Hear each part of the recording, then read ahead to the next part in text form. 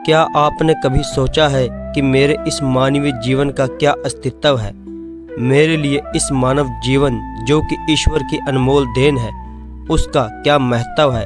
क्या आपने कभी अपने आप को गहराइयों से जानने का, समझने का प्रयास किया है? आइए हम जीवन के इस सत्य को एक कहानी द्वारा समझने की कोशिश करते हैं। साथ संगत जी, बड़े प्रेम से कहना धन निरंकार जी। आप सतगुरु माता जी की कृपा से स्वस्थ होंगे और तंदुरुस्त होंगे। तो जो आज के विचार हैं वह प्रेरणादायक और जिनका एकमात्र उद्देश्य है आपके जीवन में आत्मिक सकारात्मक जीवन में आनंद हो। हमारे चैनल पर रोज शाम को 7 बजे वीडियो अपलोड होता है। आपसे विनती है आप चैनल को सब्सक्राइब करें और इन विचारों को अपने जीवन में ढालें। सत्संग जी, बड़े प्रेम से कहना धन अंकार जी। तो सत्संग जी, करते हैं कहानी की शुरुआत। हम सभी लालची राजा मिदास की कहानी जानते हैं।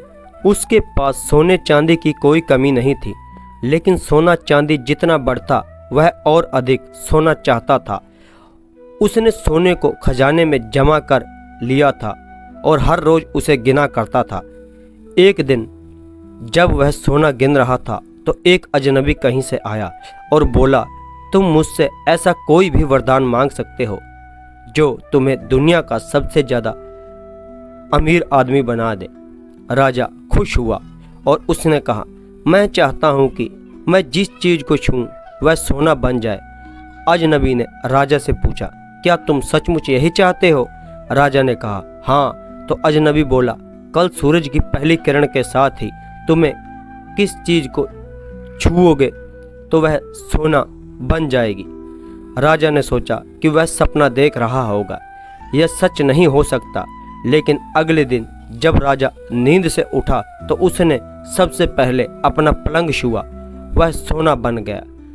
वह वरदान सच था। राजा ने जिस चीज को भी छुआ वह सोना बन गई। राजा ने जिस खिड़की के बाहर देखा और अपनी नन्ही बच्ची को खेलते पाया, उसने अपनी बिटिया को यह अजूबा दिखाना चाहा और सोचा कि वह खुश होगी। लेकिन बगीचे में जाने से पहले उसने किताब पढ़ने की सोची। उसने जैसे ही उसे छुआ वह सोने की बन गई। वह किताब को पढ़ न सका। फिर वह नाश्ता करने बैठा। जैसे ही उसने फलों और पानी के गिलास को छुआ वह भी सोने में बन गया।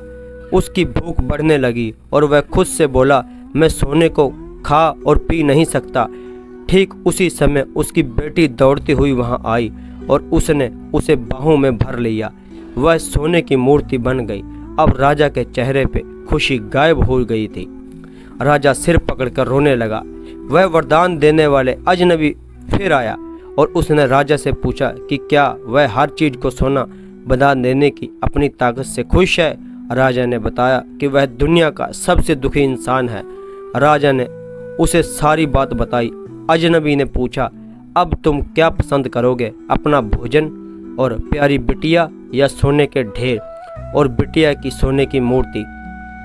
राजा ने गिड़गिड़ाकर माफी मांगी और कहा, मैं अपना सारा सोना छोड़ दूंगा। मेहरबानी करके मेरी बेटी मुझे लौटा दो, क्योंकि उसके बिना मेरी हर चीज मूल्यहीन हो गई है। अजनबी ने राजा से कहा, तुम पहले से बुद्धिमान हो गए हो। और उसने अपने वरदान को वापस ले लिया। राजा को अपनी बेटी फिर से मिल गई और उसे एक ऐसी सीख मिली जिसे वह जिंदगी भर नहीं भुला सकता। तो सत्संग जी, हमें इस कहानी से क्या शिक्षा मिलती है? घटिया या विकृत जीवन मूल्यों से दुख ही मिलता है और कई बार इच्छा को पूरा होना या ना होना बड़ा दुख बन जाता है। हम अक्सर यही सोचते हैं कि हमें यह भी वस्तु मिल जाए, हमें वो पदार्थ मिल जाए, लेकिन जो सतगुरु होते हैं वह हमें वही चीज़ देते हैं जिसके बीच हमारा सुख होता है। वरना जो हमारा मन है वो तो भटकता रहता है हमारी इच्छाओं के अनुरूप।